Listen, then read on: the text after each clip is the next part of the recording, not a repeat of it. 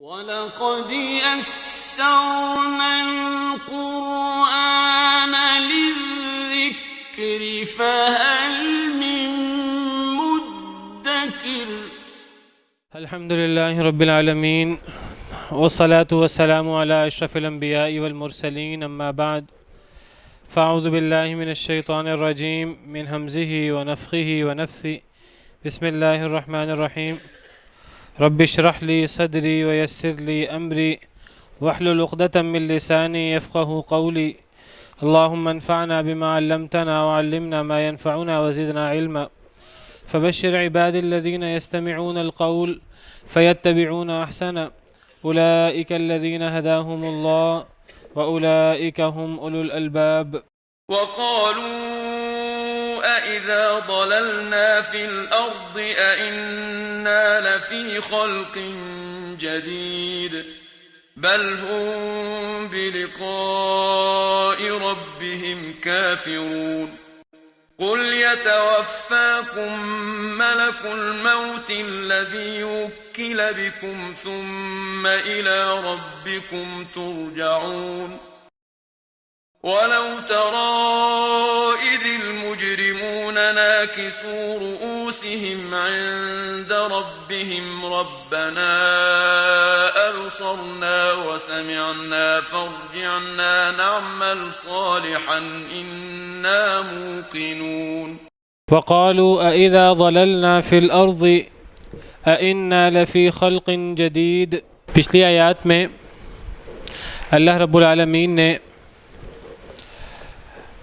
پہلے اپنی عظیم قدرتوں کا، عظیم طاقتوں کا ذکر کیا ہے اور اپنے الخلاق العلیم ہونے کا اور زمین و آسمان کی تخلیق کے ذکر کے بعد پھر اللہ رب العالمین نے فرمایا کہ جس طرح اللہ رب العالمین نے زمین و آسمان جیسی عظیم مخلوقات کی تخلیق فرمائی ہے، اسی طرح انسان کی تخلیق بھی اللہ رب العالمین نے فرمائی ہے، اور انسان کی تخلیق اللہ رب العالمین نے مٹی سے فرمائی ہے، اور پھر اس کے بعد جو آگے سلسلہ تناسل ہے وہ نطفے سے، اور پھر اللہ رب العالمین نے انسان کے اندر کان، آنکھیں اور دل بنائے۔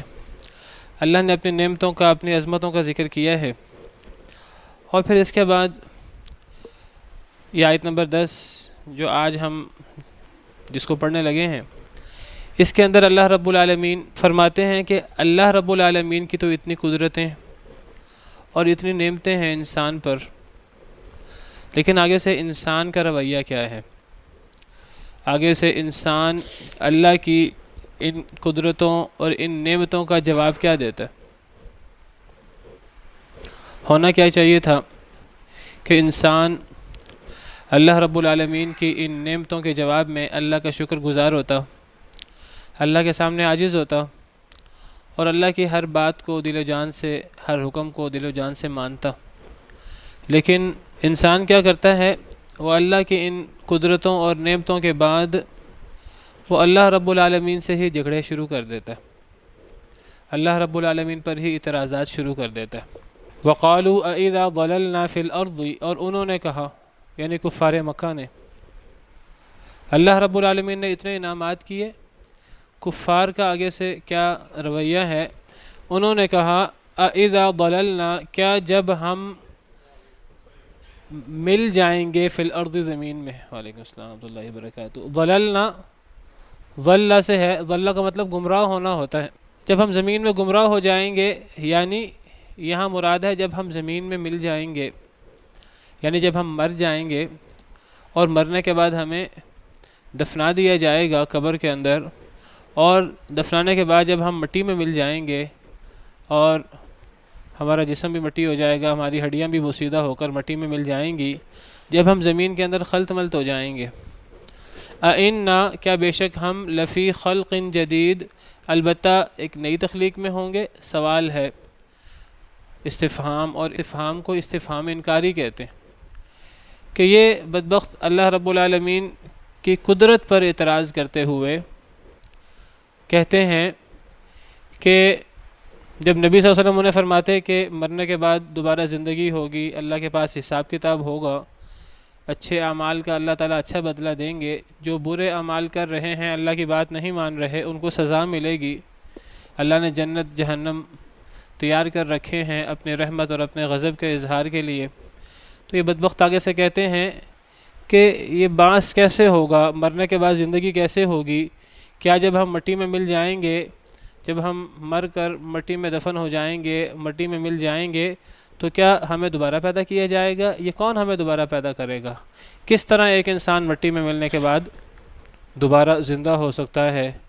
کون ایسی ذات ہے جو انسان کو دوبارہ پیدا کر سکتی ہے؟ ایسا تو نہیں ہو سکتا۔ اللہ تعالیٰ فرماتے ہیں بل ہم بلقاء ربہم کافرون، بلکہ وہ تو اپنے رب کی ملاقات کا انکار کرنے والے ہیں۔ یہ تو سری کفر ہے اللہ رب العالمین کی ملاقات کا، مرنے کے بعد زندگی کا، اور در حقیقت اللہ رب العالمین کی قدرت کا، کیونکہ اللہ رب العالمین فرماتے ہیں کہ اللہ انسانوں کو مرنے کے بعد دوبارہ زندہ کریں گے، اور اللہ رب العالمین کے لیے یہ مشکل نہیں ہے۔ آگے سے کافر اعتراض کرتے ہیں یہ کیسے ہو سکتا ہے، ایسا تو نہیں ہو سکتا۔ تو اللہ رب العالمین کی نعمتوں کی انتہائی کوئی نہیں ہے انسان پر، اور آگے سے انسان کا ناشکرہ پن دیکھیے، وَإِن تَعُدُّوا نِعْمَةَ اللَّهِ لَا تُحْصُوهَا، اگر تم اللہ کے نعمتوں کو شمار کرنا چاہو تو تم شمار نہیں کر سکتے۔ لیکن آگے سے انسان کا کیا رویہ ہے، إِنَّ الْإِنسَانَ لَظَلُومٌ كَفَّارٌ، کہ بے شک انسان تو بڑا ہی ناشکرہ، بڑا ہی ظلم کرنے والا ہے۔ اللہ کی نعمتیں ختم نہیں ہوتی اور انسان کی ناشکریاں اور انسان کا ظلم ختم نہیں ہوتا۔ پیچھے بھی ہم نے پڑھا اس سے پچھلی صورت میں، سورہ لقمان میں، کہ سورہ لقمان آیت نمبر 20 میں اللہ فرماتے ہیں کہ کیا تم نے دیکھا نہیں کہ اللہ نے زمین و آسمان کی ہر چیز تمہارے لیے مسخر کر دی، انسانوں کے لیے۔ اللہ نے زمین و آسمان انسان کے لیے بنائے، زمین و آسمان کی ہر چیز اللہ نے انسان کے لیے مسخر کی۔ وَأَسْبَغَ عَلَيْكُمْ نِعَمَهُ ظَاهِرَةً وَبَاطِنَةً، اللہ نے اپنی تمام ظاہری اور باطنی نعمتیں تم پر مکمل کر دی۔ اللہ نے تم پر اتنے احسانات کیے کہ یہ پوری آسمان و زمین انسان کے لیے بنائے، انسان کے لیے مسخر کیے۔ اب انسان کا کام کیا تھا، آگے سے اللہ کا شکریہ ادا کرتا، آگے سے اللہ کی بات مانتا، شکر گزار ہوتا۔ وَمِنَ النَّاسِ مَن يُجَادِلُ فِي اللَّهِ، کئی ایسے لوگ ہیں جو اللہ کے بارے میں جھگڑا شروع کر دیتے ہیں۔ اللہ کی نعمتوں کی انتہا نہیں ہے، اللہ نعمتیں پوری کر رہے ہیں انسان پر، ظاہری نعمتیں وہ ہیں جن کو ہم شمار کر سکتے ہیں، سمجھ سکتے ہیں، اور باطنی نعمتیں تو ظاہری نعمتوں سے بھی کتنے گنا زیادہ ہیں، جو ہمیں پتہ ہی نہیں کہ اللہ کے ہم پر کتنی نعمتیں ہیں۔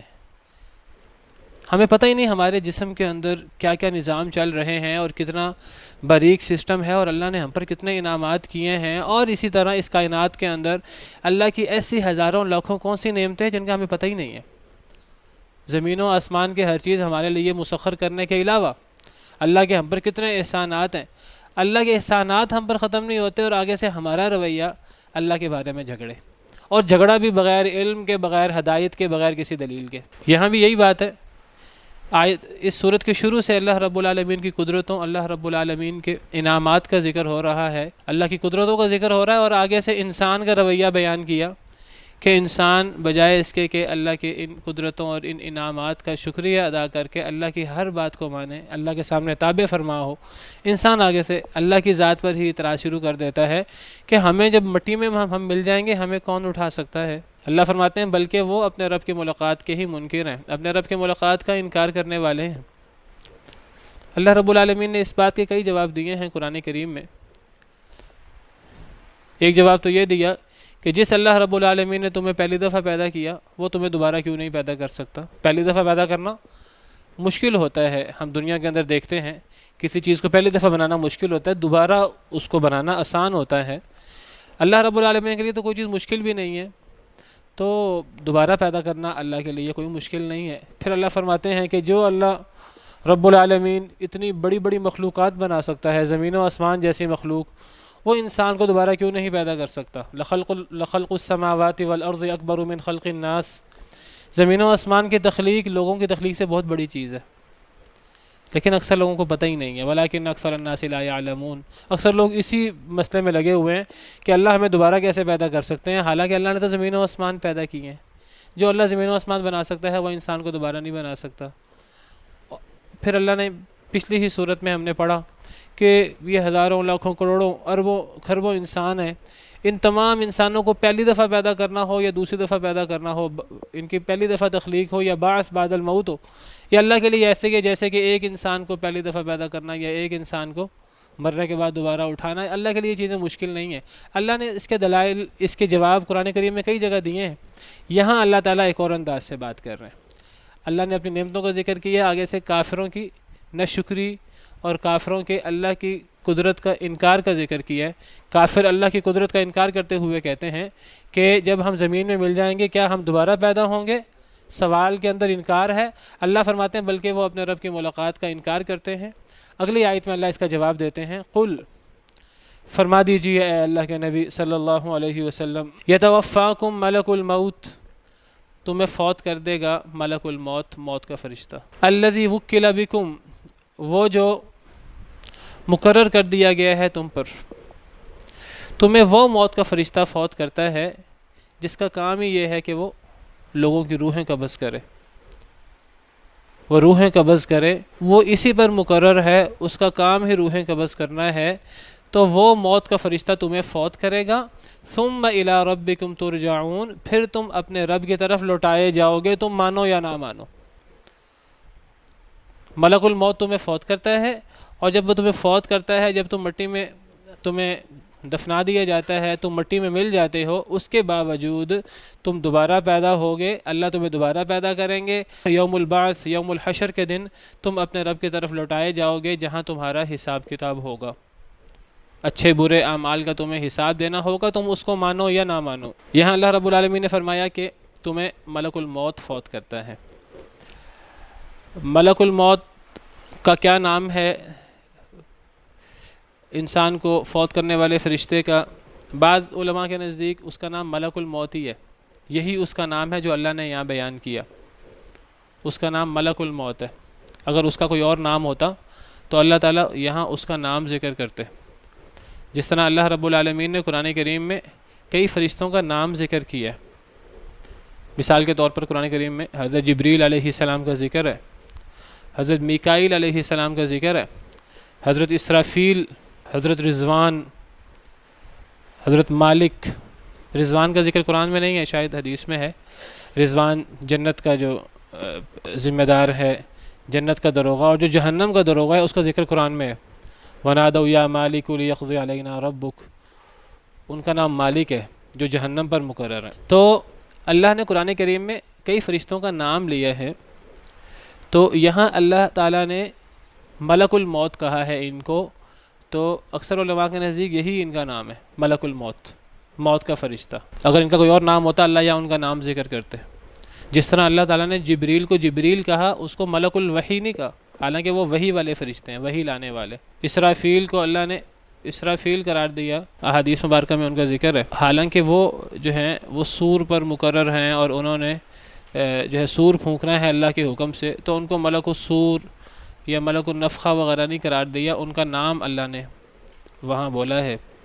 تو یہاں اللہ نے ان کا نام ملک الموت ذکر کیا ہے، ان کا نام قرآن کریم میں اور احادیث مبارکہ میں، صحیح احادیث مبارکہ میں موجود نہیں ہے، واللہ عالم۔ تو اکثر علماء کے نزدیک یہی ان کا نام ہے، ملک الموت۔ بعض علماء کہتے ہیں کہ ان کا نام جو ہے وہ عزرائیل ہے۔ امام قتادہ اور بعض مفسرین نے ان کا یہ نام ذکر کیا ہے، واللہ تعالی عالم، ممکن ہے انہوں نے کسی سے صحابی وغیرہ سے سنا ہو یا اسرائیلیات میں پڑھا ہو، واللہ عالم۔ تو بعض نے ان کا نام عزرائیل ذکر کیا ہے، زیادہ تر کہتے ہیں ان کا نام ملک الموت ہی ہے۔ کہہ دیجئے تمہیں ملک الموت فوت کرے گا، تم یہ جو اتنا اکڑ رہے ہو اللہ رب العالمین کی نعمتوں کے جواب میں، اللہ کی نعمتیں ان کا شکر ادا کرنے کی بجائے، اللہ کی باتیں ماننے کی بجائے، تم جس اپنی جوانی پر، جس اپنے طاقت پر، اقتدار پر تم فخر کر رہے ہو، تمہیں موت آنی ہے ایک وقت، اور تمہیں ملک الموت فوت کرے گا، اور پھر تم جو تم پر مقرر ہے، پھر تم اپنے رب کی طرف لوٹائے جاؤ گے۔ قرآن کریم کا مطالعہ کریں تو قرآن کریم میں انسان کی روح قبض کرنے کے لیے یہاں ملک الموت کا ذکر ہے، دیگر کئی آیات میں بہت سارے فرشتوں کا ذکر ہے جو روح قبض کرتے ہیں، کئی آیات میں فرشتوں کی جماعت کا ذکر ہے جو روح قبض کرتی ہے۔ قرآن کریم میں اللہ تعالیٰ فرماتے ہیں وَلَوْ تَرَىٰ اذ یتوفی الذین کفروا الملائکہ،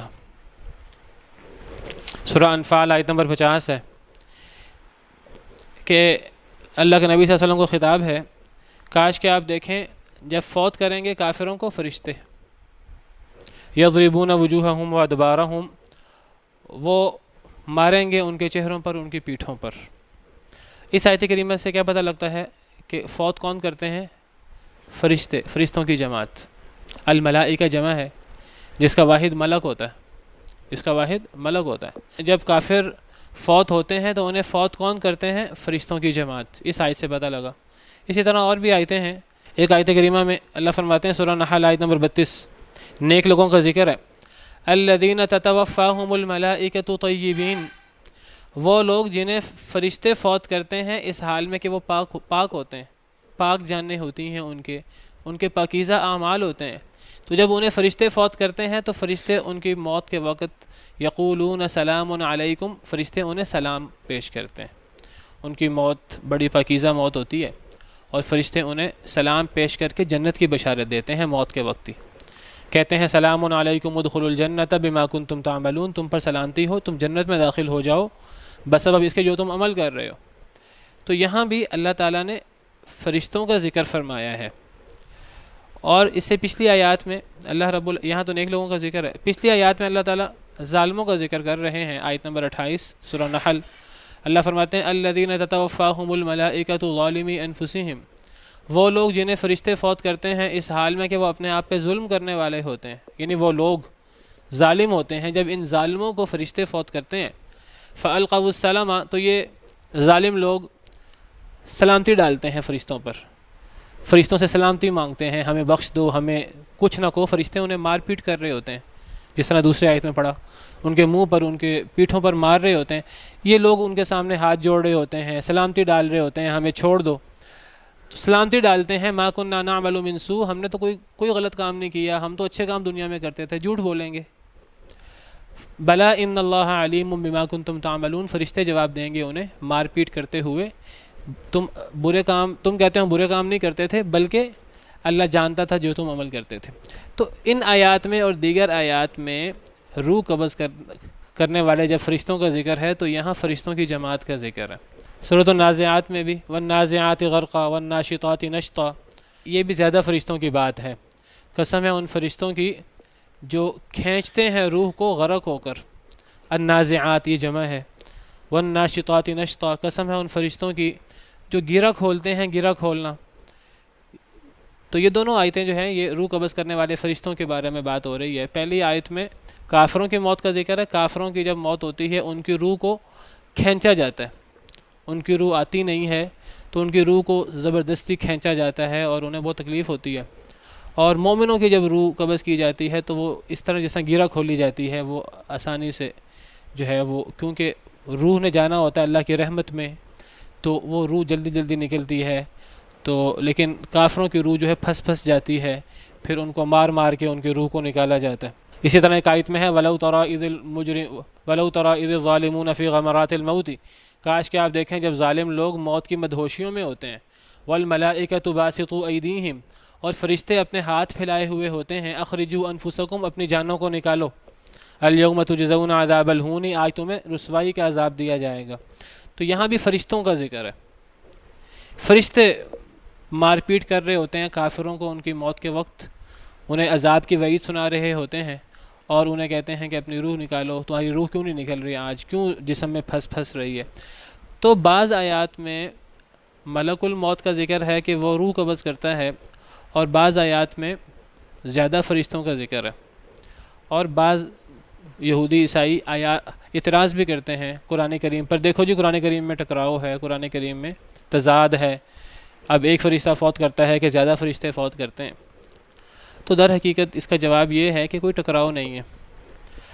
قرآن کریم میں صرف یہ نہیں ہے کہ ملک الموت فوت کرتا ہے جس طرح اس آیت میں ہے، یا صرف یہ نہیں ہے کہ زیادہ فرشتے فوت کرتے ہیں، بلکہ قرآن کریم میں تو یہ بھی ہے کہ اللہ فوت کرتے ہیں۔ قرآن کریم کے ایک آیت میں ہے اللہ یتوفی الانفس حین موتها، سورہ زمر آیت نمبر 42، اللہ فوت کرتے ہیں جانوں کو ان کی موت کے وقت۔ اب یہاں اللہ کی طرف نسبت کی ہے، تو یہ کوئی ٹکراؤ نہیں ہے. یہ میں نے ایک آیت پیش کی اور بھی آیتیں، یہ کوئی ٹکراؤ نہیں ہے. اصل میں زندہ کرنا مارنا اللہ وحدہ لا شریک کا کام ہے. اللہ نے یہ کام سونپا ہے ملک الموت کو. ملک الموت اسی پر مقرر ہے. ملک الموت اکیلا یہ کام نہیں کرتے، بلکہ ملک الموت کے ساتھ ان کے اعوان و انصار ہیں، ان کے مددگار ہیں جو اللہ نے مقرر کیے ہوئے ہیں. تو ملک الموت اور ان کے اعوان و انصار مل کر یہ کام کرتے ہیں. تو نیک لوگوں کی روح کو قبض کرنا ہو، برے شخص کی روح کو قبض کرنا ہو، جو فرشتے جو انڈر ہیں ملک الموت کے، وہ روح قبض کرتے ہیں، وہ روح کو حلق تک لے آتے ہیں، پھر ملک الموت جو ہیں وہ آخر میں روح کو قبض کرتے ہیں. اور یہ سب کچھ اللہ کے حکم سے ہوتا ہے. تو اس طرح کر کے ان آیات میں تطبیق ہو جاتی ہے، یہ کوئی ٹکراؤ نہیں ہے. اور یہ بات قرآن و حدیث میں کئی دلائل سے یہ بات ثابت ہوتی ہے. مسند احمد کی ایک حدیث ہے، یہ آپ کے سامنے موجود ہے. مسند احمد کی حدیث میں یہ بات بڑی طرح سے بیان ہوئی ہے. اس حدیث مبارکہ میں نبی صلی اللہ علیہ وسلم جو ہیں وہ مومن شخص کی روح قبض کرنے کا اور کافر شخص کی روح قبض کرنے کا ذکر کر رہے ہیں. یہ مسند احمد کی روایت ہے. اس حدیث میں آتا ہے ان العبد المؤمن، کہ جو مومن بندہ ہوتا ہے، اذا کان فی انقطاع من الدنیا، جب وہ دنیا سے اس کا پانی، اس کا کھانا پینا کٹ رہا ہوتا ہے، جب دنیا سے جانے والا ہوتا ہے، وہ اقبال من الآخرہ، جب وہ آخرت کی طرف روانہ ہونے والا ہوتا ہے، یعنی جب اس کا آخری وقت ہوتا ہے مومن شخص کا، نزل الیہ ملائکۃ من السماء، تو اس شخص کی طرف آسمان سے فرشتے اترتے ہیں. بیض الوجوہ، جن کے چہرے بڑے سفید ہوتے ہیں، بڑے خوبصورت چہرے. کأن وجوہہم الشمس، گویا کہ ان کے چہرے سورج کی طرح ہیں. معہم کفن من اکفان الجنہ، ان کے پاس جنت کے کفنوں میں سے ایک کفن ہوتا ہے. وحنوط من حنوط الجنہ، جنت کی خوشبوؤں میں سے خوشبو ہوتی ہے. تو یہاں فرشتوں کا ذکر ہے، زیادہ فرشتوں کی جماعت کا ذکر ہے. حتی یجلسوا منہ مد البصر، حتیٰ کہ وہ جہاں تک مرنے والے کی نظر جاتی ہے، کام کرتی ہے، وہاں تک فرشتے بیٹھ جاتے ہیں. بہت زیادہ فرشتے ہوتے ہیں.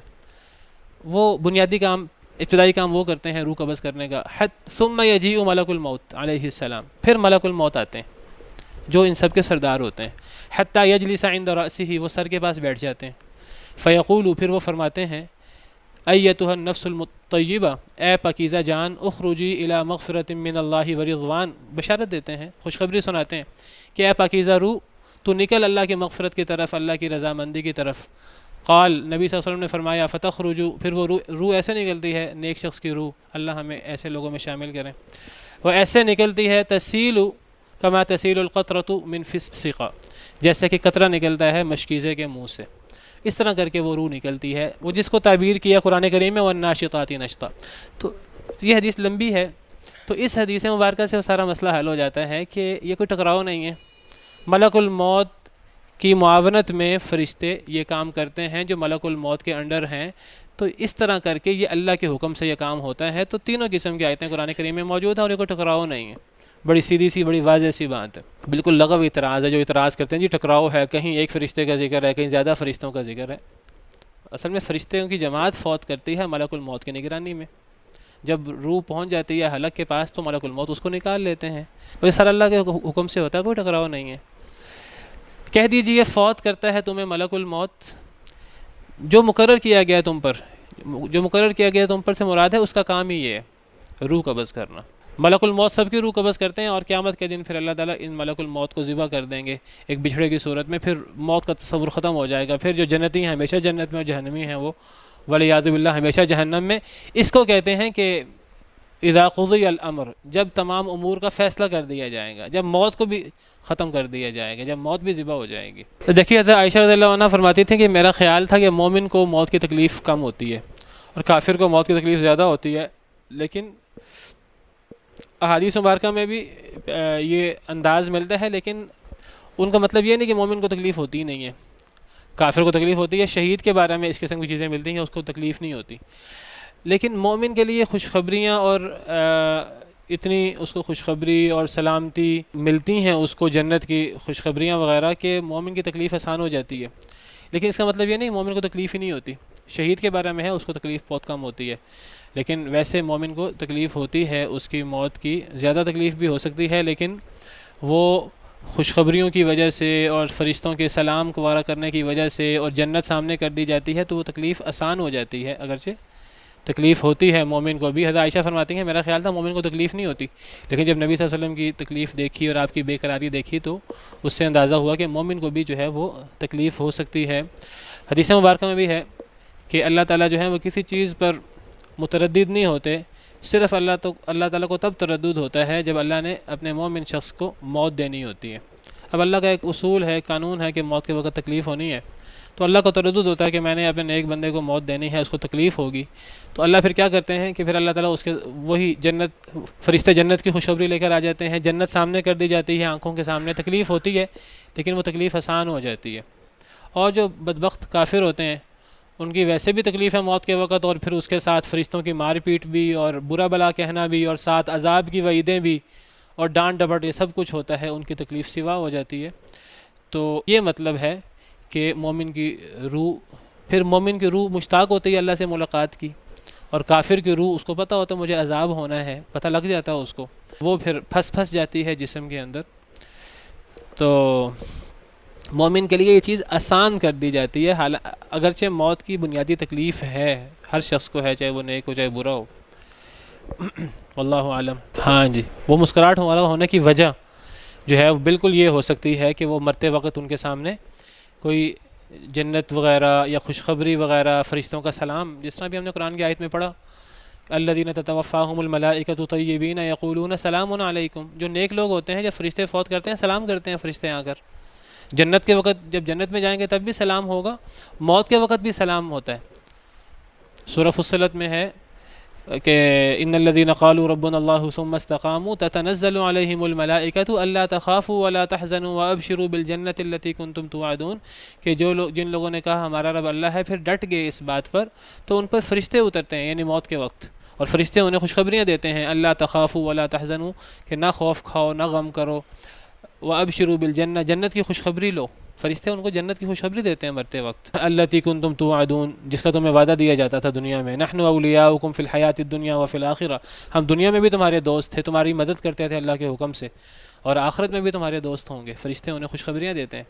وَلَكُمْ فِيهَا مَا تَشْتَهِي أَنفُسُكُمْ وَلَكُمْ فِيهَا مَا تَدَّعُونَ، تمہارے لیے جنت میں جو تم چاہو، جو تم مانگو تمہیں ملے گا، نزلا من غفور الرحیم، اللہ کی طرف سے مہمان نوازی ہوگی۔ تو یہ ساری خوشخبریاں مرتے وقت نیک شخص کو دی جاتی ہیں، تو اس وجہ سے مومن کی جو موت ہے وہ آسان ہو جاتی ہے، اگرچہ بنیادی تکلیف اس کو ہوتی، بے چینی تکلیف وہ ہوتی ہے، وہ اللہ نے ایک سسٹم رکھا ہے، تو اللہ کو اسی لیے تردد ہوتا ہے کہ میرا نیک بندہ ہے، اس کو تکلیف ہوگی، پھر اللہ تعالیٰ اس کی تکلیف اس طرح بانٹ دیتے ہیں۔ میں آپ سے عرض کروں یہ چیزیں اس طرح کی ہیں، ہم ان چیزوں کی بہت گہرائی میں نہیں جا سکتے، اللہ نے یہ چیزیں اتنی زیادہ کھولی نہیں ہمارے لیے، جو موٹی موٹی باتیں ہیں، اور بھی احادیث ہوں گی جو مجھے موٹا موٹا پتا تھا میں نے بتا دیا ہے، ہم اس کے بارے میں بہت اب گہرائی میں نہیں جا سکتے، کیونکہ موت اور یہ ایسی چیزیں ہیں کہ ان کی حقیقت اللہ ہی جانتے ہیں، ہمیں نہیں اندازہ ہو رہا ہوتا کہ ایک شخص ہمیں بہت تکلیف میں نظر آ رہا ہوتا ہے موت کے وقت، ممکن ہے اس کے لیے وہ تکلیف اتنی زیادہ نہ ہو، اور ایک شخص ہمارے نزدیک بہت جلدی فوت ہو جاتا ہے، جلدی اس کی جان نکل جاتی ہے، ہمیں نہیں پتا کہ وہ کتنی تکلیف سے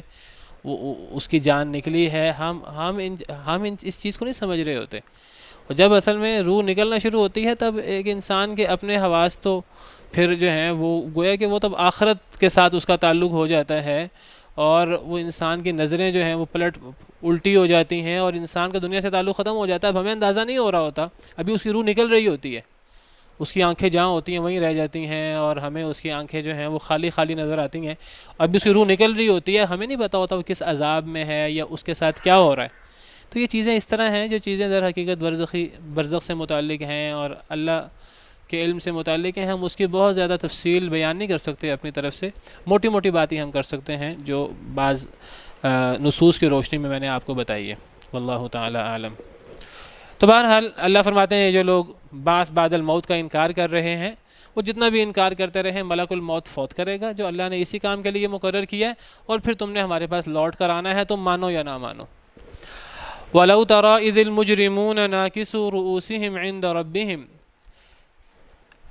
کاش کہ آپ دیکھیں اے نبی صلی اللہ علیہ وسلم، اذ المجرمون، جب یہ مجرم لوگ، یہ جو مرنے کے بعد زندگی کا انکار کرتے تھے، موت کا انکار تو کوئی بھی نہیں کرتا کیونکہ ہر ایک کے سامنے موت ہو رہی ہوتی ہے، لیکن مرنے کے بعد کی زندگی ہر ایک کے سامنے نہیں ہے، مومن تو اس کو مانتے ہیں، غیب پر ایمان لاتے ہوئے، یہ غیب کی چیز ہے۔ مومن لوگ جو ہیں وہ قرآن کریم کو مانتے ہوئے، اپنے پیارے نبی علیہ الصلاۃ والسلام کو نبی برحق سمجھتے ہوئے، ان کی زبان پر اعتماد کرتے ہوئے، غیب پر ایمان لاتے ہوئے مرنے کے بعد کی زندگی کو مانتے ہیں۔ کافر لوگ اس کا انکار کرتے ہیں۔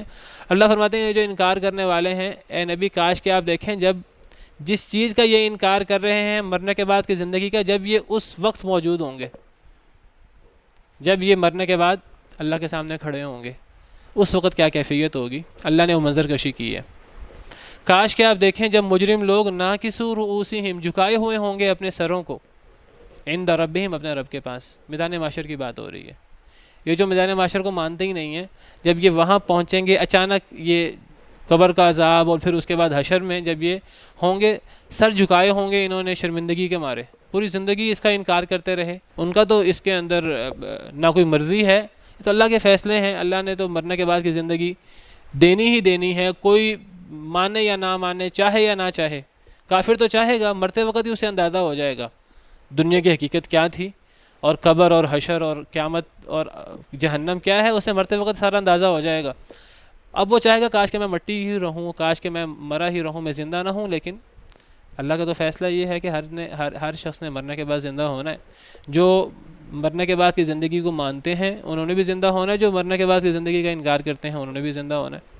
کاش کہ آپ دیکھیں جب مجرم لوگ اپنے سروں کو جھکائے ہوئے ہوں گے شرمندگی کے مارے، خجالت کے مارے، عند ربہم اپنے رب کے پاس، ربنا یعنی وہ کہہ رہے ہوں گے اے ہمارے رب، ابصرنا ہم نے دیکھ لیا۔ کس کو دیکھ لیا؟ میدان محشر کو ہم نے دیکھ لیا۔ ہم انکار کرتے تھے دنیا میں، اب تو انکار نہیں کر سکتے، اب تو ہم نے سب کچھ دیکھ لیا اپنے آنکھوں سے۔ وسمعنا سن بھی لیا اب ہم نے۔ فرجعنا پس ہمیں لٹا دیجئے، نعمل صالح یعنی ہمیں دنیا میں لٹا دیں، نعمل صالحا ہم نیک عمل کر کے آئیں۔ پہلے تو ہم نیک عمل نہیں کر سکے، اے اللہ تعالی ہمیں ایک مہلت دے دیں۔ اب ہم مانتے ہیں، اب ہم نے آنکھوں سے دیکھ لیا ہے میدان معاشر کو، اب ہم نے سن لی ہیں یہ ساری باتیں جو قرآن میں بیان ہوئیں، جو نبی بیان کرتے تھے، اب ہم نے ان کو آنکھوں سے بھی دیکھ لیا ہے، کانوں سے بھی سن لیا ہے۔ اے اللہ اب ہم انکار نہیں کریں گے، اے اللہ بس ہمیں ایک مہلت دے دیں، ایک دفعہ ہمیں دنیا میں دوبارہ بھیج دیں، نعمل صالحا کہ ہم نیک عمل کریں۔ دیکھیے یہ وہ وقت ہے میدان معاشر کا کہ جب پوری حقیقت واضح ہو چکی ہے کافروں کے سامنے۔ اب اس حقیقت واضح ہونے کے بعد کافر کیا کہیں گے اللہ سے؟ کہیں گے اے اللہ ایک مہلت دے دے کہ ہم دوبارہ دنیا میں لوٹیں۔ دنیا میں دوبارہ لوٹنے پر کیا کریں گے؟ وہ یہ نہیں کہتے ہم دوبارہ لوٹنے پر بہت مال اکٹھا کریں گے، ہم بڑے بنگلے بنائیں گے، ہم بڑے اقتدار حاصل کریں گے۔ انہیں اندازہ ہو چکا ہوگا کہ اصل اہمیت کس چیز کی ہے، عمل صالح کی۔ تو وہ کہیں گے کہ اے اللہ ہمیں ایک دفعہ دوبارہ لوٹا دے، ہم نیک عمل کریں گے۔ پتہ لگا کہ اصل اہمیت نیک عمل کی ہے۔ اس کا پتہ لگے گا کافروں کو میدان محشر میں۔ اللہ نے یہ باتیں ہمیں دنیا میں بتا دی ہیں، ہمارے پاس ابھی موقع ہے، ہم آج یہ قیمتی ترین چیز نیک عمل کرنا، قرآن پڑھنا، اللہ کی بات ماننا، اللہ کی عبادت کرنا، اللہ کے احکامات پہ چلنا، نبی کریم صلی اللہ علیہ وسلم کی اتباع کرنا، یہ ہے عمل صالح جس کی تمنا کریں گے۔ ایسی تمنا کافر کریں گے جو پوری نہیں ہو سکے گی، لیکن یہ اتنی بڑی نعمت ہمیں نصیب ہے، ہمیں ابھی مہلت حاصل ہے، ہم یہ کام کر سکتے ہیں آج۔ اللہ کا کتنا بڑا کرم ہے کہ جس کی حسرت کافر کریں گے، دعا کریں گے، اللہ ان کی دعا پوری نہیں کریں گے یہ، لیکن ہمارے پاس ابھی مہلت موجود ہے اور کوئی پتہ نہیں ہے کتنی باقی ہے، تو ہم یہ نیک عمل کر سکتے ہیں۔ تو اصل اہمیت نیک اعمال کی ہے، اصل اہمیت یہ سونا چاندی مال و دولت نعمتوں کی نہیں ہے دنیا کی، اصل اہمیت دنیا کے اندر نیک عمل کی ہے۔ المال والبنون زینت الحیات الدنیا، مال اور بیٹے تو دنیا کی زینت ہے۔ والباقیات الصالحات خیر عند ربک ثوابا وخیر عملا، اور جو باقیات الصالحات نیک اعمال ہیں وہ زیادہ بہتر ہیں آپ کے رب کے نزدیک ثواب کے اعتبار سے، اور زیادہ بہتر ہیں امید کے اعتبار سے۔ اصل چیز نیک عمل ہے۔ تو کافر کہیں گے، اللہ تعالیٰ فرماتے ہیں اے نبی کاش کہ آپ میدان محشر میں کافروں کا انداز دیکھیے، وہ کتنے شرمندہ ہوں گے، اور وہ اللہ سے دعا کر رہے ہوں گے کہ اے اللہ تعالیٰ ہم نے سب کچھ سن لیا، ہم نے دیکھ لیا، اے اللہ ہمیں لٹا دیں دنیا میں، ہم نیک عمل کریں گے، انا موقنون بے شک ہم یقین کرنے والے ہیں، اب ہمیں پورا یقین آ گیا، اب ہمیں لٹا دیجئے۔ اصل میں اللہ رب العالمین کا اس دنیا میں ہم سے تقاضا یہ ہے کہ ہم اللہ رب العالمین کے وعدوں پر یقین کریں۔ عذاب کو دیکھ کر تو پھر ہر بندے کو یقین آ جائے گا، لیکن عذاب کو دیکھ کر پھر امتحان ختم ہو جائے گا۔ اللہ تو دنیا کے اندر امتحان چاہتے ہیں۔ کون بندہ بغیر دیکھے ایمان لاتا ہے؟ پھر اللہ تعالیٰ صرف امتحان نہیں لیتے ہم سے، اللہ تعالیٰ ہمیں دنیا کے اندر کتنے دلائل دکھاتے ہیں ہمارے سامنے، اللہ کتنی دفعہ اپنی قدرتیں واضح کرتے ہیں، قرآن کریم کی حقانیت کے کتنے دلائل ہمارے سامنے ہیں۔ اس قرآن کریم کے اندر نبی کریم صلی اللہ علیہ وسلم کی نبی ہونے کے اور آپ کی حقانیت کے، آپ کے کتنے معجزے صحابہ کرام نے مشاہدہ کیے اور ہمیں ان کا علم ہے، اور اللہ نے قرآن کریم میں نبی صلی اللہ علیہ وسلم کی زبانی یہ ساری باتیں بتائی ہیں۔ ہمارا فرض بنتا ہے کہ ہم اللہ کی ان باتوں کو بن دیکھے مانیں، ہم ان باتوں کو یقین کریں جنت جہنم سامنے آنے سے پہلے۔ جب جنت جہنم سامنے آ جائیں گے تب تو امتحان ختم ہو جائے گا، تب تو ہر بندہ چاہے گا کہ میں جنت میں جاؤں، ہر بندہ چاہے گا کاش کہ میں جہنم سے بری ہو جاؤں، لیکن اس وقت امتحان ختم ہو جائے گا۔ اس وقت تو جو دنیا میں امتحان زندگی گزاری ہے اس کا اب بدلہ پانا ہے، تو دنیا کے اندر ہم نے جنت یا جہنم کا فیصلہ کرنا ہے۔ اس وقت ایمان اور یقین کا کوئی فائدہ نہیں ہوگا۔ اذان کے بعد پڑھ لیتے ہیں۔ تو میں آپ سے عرض کر رہا تھا کہ یہ دنیا ہے دارالامتحان، اس امتحان کے موقع پر سننے اور دیکھنے کا اللہ نے حکم دیا ہے، اس امتحان میں اللہ نے یقین کرنے کا حکم دیا ہے۔ اگر ایک بندہ اس دارالامتحان کے اندر سنتا دیکھتا نہیں ہے، اپنی آنکھوں اور اپنے کانوں کو استعمال نہیں کرتا، تو موت کے وقت ایک بندہ کہ جی مجھے یقین آ گیا ہے، قبر کے عذاب کے وقت ایک بندہ کہ مجھے یقین آ گیا ہے، جہنم کے سامنے کھڑا ہو کر ایک بندہ کہ مجھے یقین آ گیا ہے، اس یقین کو اللہ قبول نہیں کریں گے۔ وہ تو پھر فرعون نے بھی مرتے وقت کلمہ پڑھ لیا تھا، حتی اذا ادرکہ الغرق قال آمنت انہ لا الہ الا الذی آمنت بہ بنو اسرائیل وانا من المسلمین۔ جب فرعون غرق ہونے لگا تو کہنے لگا کہ میں ایمان لے آیا اس اللہ پر جس پہ بنی اسرائیل ایمان لائے تھے، میں مسلمان ہوں۔ تو کیا جواب دیا تھا اللہ نے؟ الآن وقد عصیت قبل وکنت من المفسدین، کیا اب پہلے تو نافرمانیاں کرتا رہا، پہلے تو فساد کرتا رہا پوری زندگی، تجھے اتنی نشانیاں دکھائیں، تجھے اتنے معجزے دکھائے، اتنے اللہ نے عذاب بھی بھیجے دنیا کے اندر کہ فرعون جو ہے وہ اپنی اصلاح کر لے، طوفان، ٹڈیاں اور جوئیں اور خون اور دیگر جو مینڈک اور یہ سب چیزیں اللہ نے دکھائیں۔ فرعون کہتا تھا کہ اے موسیٰ اللہ سے دعا کریں اللہ اس عذاب کو ٹال دے، میں مان لوں گا، پھر وہ انکار کر دیتا تھا۔ اب موت کے وقت وہ کہے گا کہ اس نے کہا میں ایمان لے آتا ہوں، اللہ نے فرمایا اب نہیں۔ اسی طرح ایک انسان اپنی موت کے وقت قبر میں یا جہنم کو دیکھ کر جس طرح یہ کافر کہہ رہے ہیں، ایک انسان کہے گا اللہ اس کو قبول نہیں کریں گے۔ یہ سننا اور دیکھنا دنیا میں مطلوب ہے۔ اس وقت کافر کہیں گے ہم نے دیکھ لیا، ہم نے سن لیا، اللہ کہیں گے دنیا میں تم نے سننا اور دیکھنا تھا، یہ کان اور آنکھیں بنائی تھے، دل بنائے تھے دنیا میں استعمال کرنے کے لیے، آخرت کے لیے نہیں بنائے تھے۔ آخرت میں تو اب دارالجزا ہے، اب دارالامتحان نہیں ہے۔ یہی بات اللہ رب العالمین نے قرآن کریم میں کئی جگہ پر فرمائی ہے، انسان کو اپنے کان، اپنی آنکھیں، اپنے دل دنیا میں استعمال کرنے ہیں۔ اللہ تعالیٰ قرآن کریم میں ایک اور جگہ فرماتے ہیں، سورہ مریم آیت نمبر 38، اللہ فرماتے ہیں کہ اسمع بہم وابصر یوم یأتوننا۔ اسمع بہم یہ ایک تعجب کا صیغہ ہے، اس کو کہتے ہیں فعل تعجب۔ اسمع بہم کافروں کے بارے میں ہے، کتنا ہی یہ سننے والے ہوں گے، وابصر اور کتنا ہی یہ دیکھنے والے ہوں گے، یوم یأتوننا جس دن یہ ہمارے پاس آئیں گے۔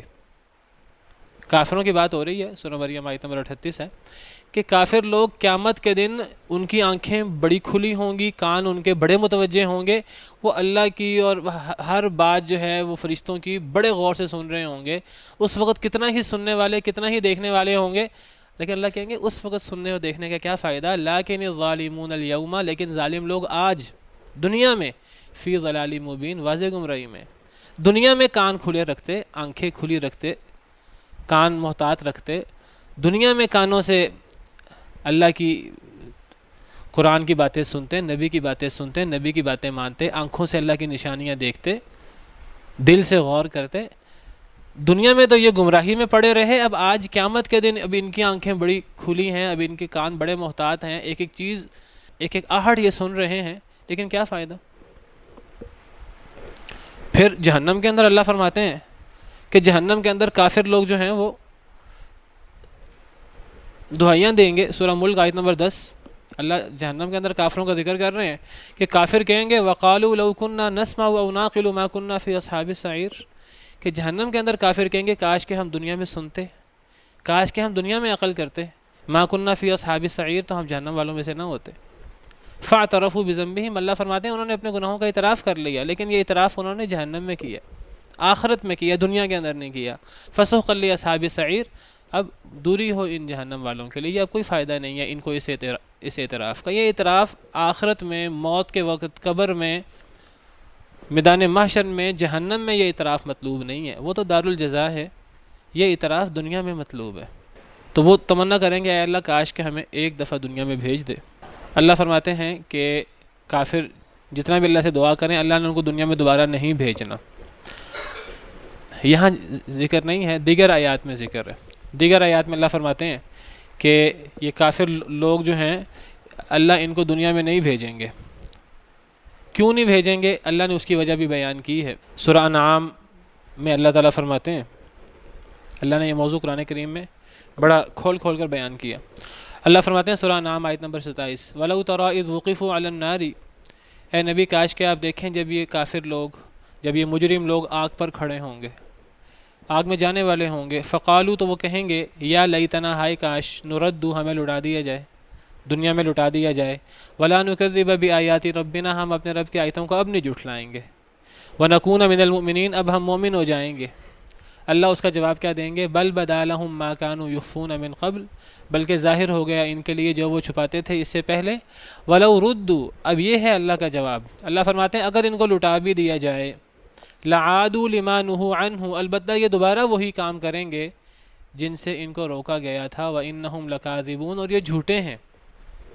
کس بات میں جھوٹے ہیں؟ یہ جو کہتے ہیں کہ اگر ہمیں اللہ دوبارہ لوٹا دے دنیا میں تو ہم دوبارہ نیک ہو جائیں گے، اگر اللہ ان کو دوبارہ دنیا میں بھیج دے، دنیا اتنی جو ہے وہ فتنے والی ہے، دنیا اتنی دھوکے والی ہے، یہ دوبارہ دنیا کی رنگینیوں میں مبتلا ہو کر دوبارہ اللہ کے منکر ہو جائیں گے۔ اور یہ بات اللہ رب العالمین کی ہے، اور اللہ رب العالمین سے بڑھ کر کس کی بات سچی ہو سکتی ہے؟ اس لیے اللہ نے کسی کو بھیجنا بھی نہیں ہے۔ اللہ کا ایک اصول ہے کہ اللہ نے کسی کو دوبارہ دنیا میں نہیں بھیجنا۔ مرتے وقت بھی کافر یہ کہے گا،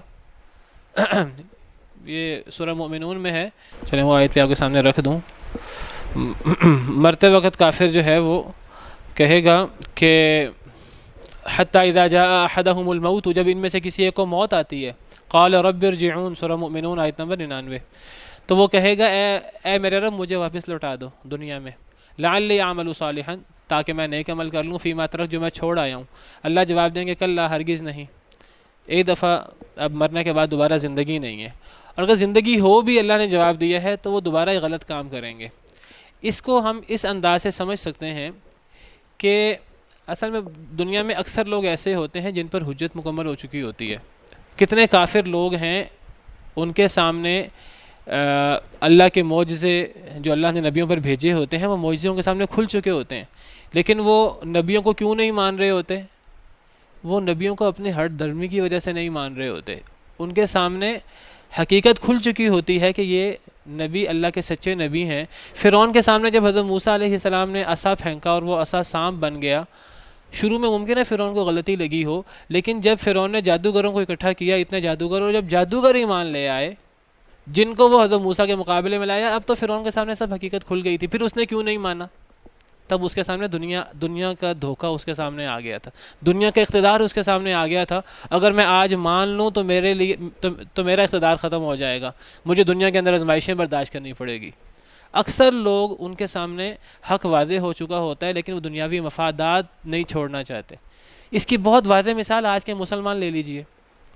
چلیں کافر تو ہم کہہ سکتے ہیں کہ وہ آخرت کو نہیں مانتے، حالانکہ ان کو بھی پتہ ہے آخرت ہے، یہود و نصارہ کو بھی پتہ ہے آخرت ہے، وہ باقاعدہ اقرار کرتے ہیں اس کے باوجود وہ نبی صلی اللہ علیہ وسلم کو نہیں مانتے، حالانکہ وہ نبی صلی اللہ علیہ وسلم کو حق سمجھتے تھے، اپنے بیٹوں کی طرح پہچانتے تھے آپ کو، لیکن انہوں نے دنیاوی مفاد کی وجہ سے، حسد کی وجہ سے انہوں نے نبی صلی اللہ علیہ وسلم کو قبول نہیں کیا۔ اس کی بڑی واضح مثال اس طرح کہ آج کے مسلمان لے لیجئے۔ چلیں ہم کہہ سکتے ہیں کہ جی یہود و نصارہ تو یہود و نصارہ ہیں، وہ آخرت کا انکار کرتے ہوں گے، شک کرتے ہوں گے، مسلمان تو اقرار کرتے ہیں آخرت کا۔ آج مسلمان کیوں قتل کرتے ہیں؟ آج مسلمان کیوں سود کھاتے ہیں؟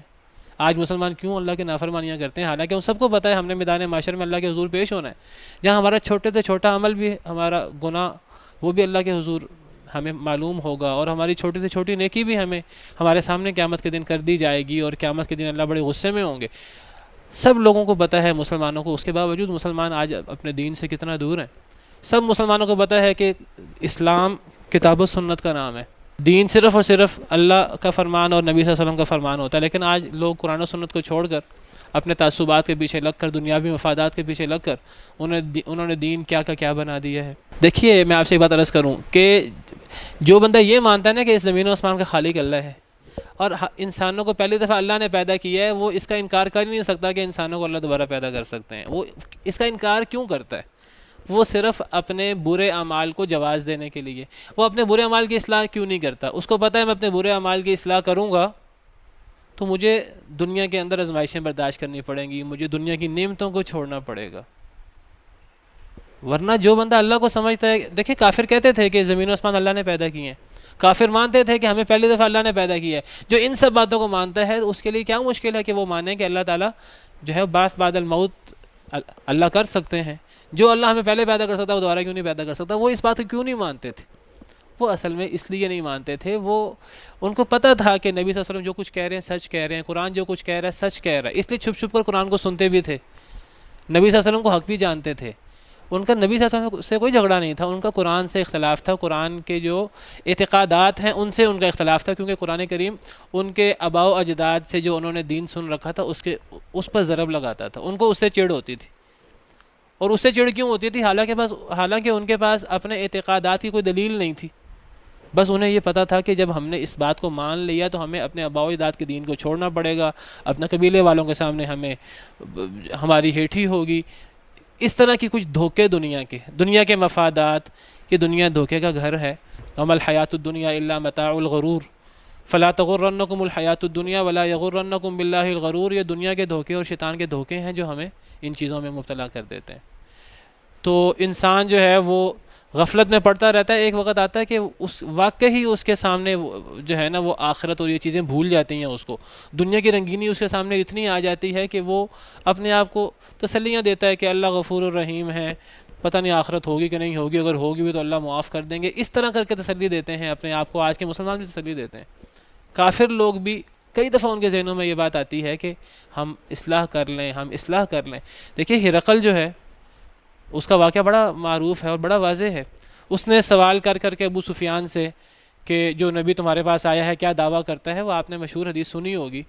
تو اس نے سوال کیے مختلف ابو سفیان سے، ابو سفیان تب کافر تھے، مسلمان نہیں تھے، لیکن چونکہ ہرقل نے ان کے پیچھے ایک بندہ بٹھایا تھا کہ جب جھوٹ بولے تو تم نے مجھے بتانا ہے کہ تو سارے جواب سچے دیے تھے۔ تو ہرقل نے ان جوابات کو سن کر کہا تھا، ایک جواب کو دہرا کر کہا تھا کہ یہ نبی کی صفات ہی ہو سکتی ہیں، نبی ہی ایسا ہو سکتا ہے۔ اور تب ہرقل نے کہا تھا کہ مجھے پتہ ہے کہ یہ اللہ کے سچے نبی ہیں، اور مجھے یہ بھی پتہ ہے کہ جب یہ اللہ کے سچے نبی ہیں تو ان کی بادشاہت میرے قدموں تلے جو زمین ہے یہاں تک بھی ان کی بادشاہت پہنچے گی۔ اور ہرقل نے یہ بھی کہا تھا کہ اگر میرے بس میں ہو میں جا کر اس نبی کے قدم دھو کر پیوں۔ جب لوگوں نے اس کی یہ بات سنی تو ہرقل نے ایک دفعہ کہا لوگوں سے، اپنے درباریوں سے، تم ایمان کیوں نہیں لے آتے؟ تو روایات میں آتا ہے کہ درباری اس پر پل پڑنے کے قریب ہو گئے، جیسے اس کے اوپر پل پڑیں گے اور پادری اور سارے درباری۔ تو اس نے کہا میں تو صرف تمہیں آزمانا چاہتا تھا، میں تو صرف تمہاری عیسائیت کو آزما رہا تھا۔ تو اس نے یہ کہہ کر اپنی جان چھڑائی۔ اصل میں ہرقل اپنا اقتدار نہیں چھوڑنا چاہتا تھا، اس کے سامنے نبی صلی اللہ علیہ وسلم کی حقیقت واضح ہو چکی تھی، لیکن اس نے اپنا اقتدار کو بچانے کے لیے کہ دنیاوی مفادات کی وجہ سے اس نے گھاٹے کا سودا کرتے ہوئے اس نے اسلام قبول نہیں کیا، حالانکہ اس کے سامنے اسلام کی حقیقت واضح ہو چکی تھی۔ بہرحال بات دور نکل گئی، یہ وقت بھی ختم ہو گیا۔ تو یہ دنیا دارالامتحان ہے، اس دنیا میں ہم نے اپنی اصلاح کرنی ہے، دنیا کے اندر ہم نے اپنی آنکھیں کھولنی ہے، اپنے کانوں کو کھولنا ہے، اپنے دل کو استعمال کرنا ہے اور اپنی اصلاح کرنی ہے۔ اگر دنیا میں اصلاح کریں گے تو فائدہ ہوگا، ورنہ مرنے کے بعد کی زندگی تو ہے ہی، اور مرنے کے بعد پھر اللہ نے حساب لینا ہی لینا ہے، ولیعوذ باللہ۔ تو دنیا میں اصلاح ہوگی تو آخرت میں ہم انشاءاللہ اللہ کی جنتوں کے حقدار ہوں گے۔ وآخر دعوانا ان الحمد للہ رب العالمین۔